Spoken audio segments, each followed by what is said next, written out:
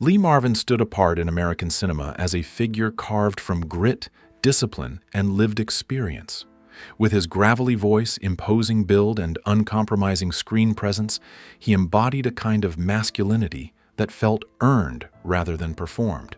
Born on February 19, 1924, in New York City to well-educated, professionally successful parents, Marvin's early life blended privilege with restlessness. He was not an easy youth, often rebelling against structure, a trait that later infused his performances with authenticity. What truly shaped him, however, was not Hollywood, but war. His service as a U.S. Marine during World War II, where he was seriously wounded in combat, left permanent physical and emotional scars. That experience gave Marvin a lifelong sense of realism, pain, and moral clarity. On screen, audiences sensed that his toughness was not imagined. It was lived.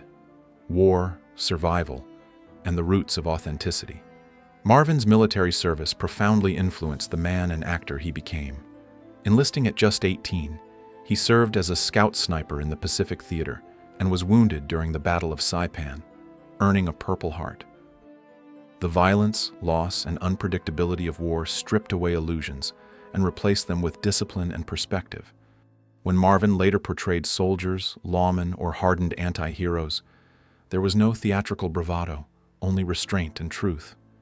He understood fear, loyalty, and moral compromise in ways few actors could simulate. Off-screen, he rarely romanticized combat, instead treating it as a grim reality that demanded respect. This grounding force followed him into every role, shaping performances that felt stripped of sentimentality. Marvin's authenticity became his trademark, and it distinguished him from many of his contemporaries who relied more heavily on polish than lived experience. A chance encounter that changed his life. After returning from the war, Marvin struggled to find direction.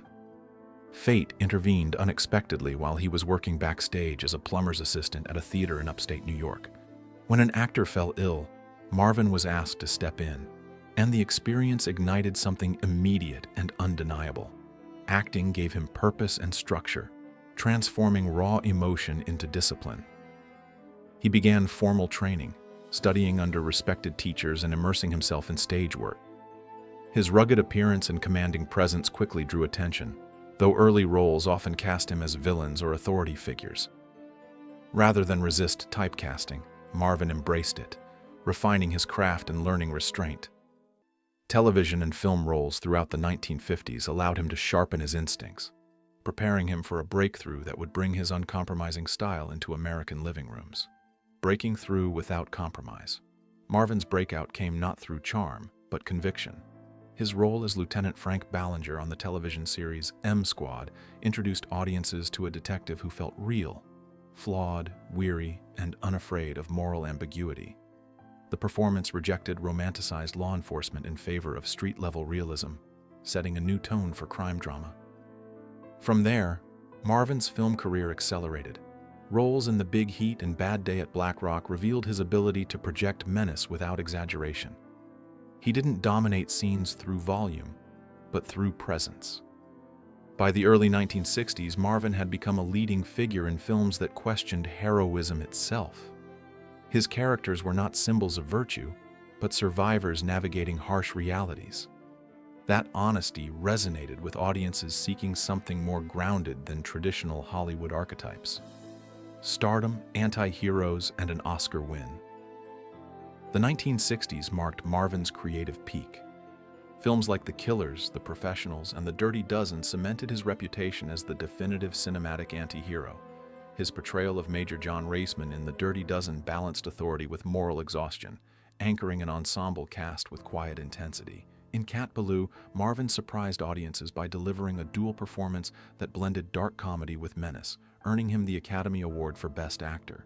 The win validated not just his talent, but his refusal to soften his edge for approval. Marvin proved that complexity, not likability, could command the screen.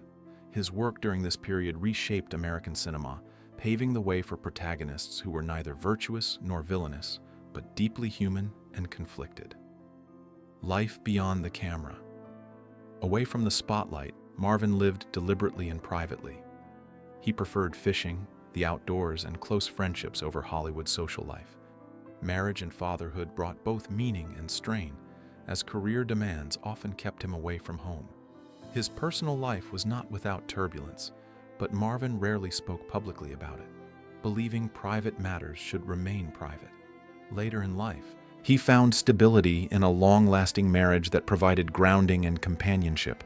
Those closest to him described a man of dry humor, loyalty, and emotional depth beneath the rough exterior.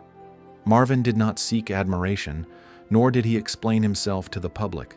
That restraint mirrored his acting philosophy: say less, mean more. It was a principle that guided both his performances and his personal conduct. Finally, speaking about Paul Newman, Lee Marvin was never known for public praise, which made his rare comments about Paul Newman especially meaningful. In a late interview, Marvin acknowledged Newman not as a rival, but as a craftsman he deeply respected. He admired Newman's discipline, moral grounding, and ability to convey internal conflict without excess. Marvin noted that while their styles differed, his own more physical and abrasive, Newman's more introspective, they shared a commitment to truth.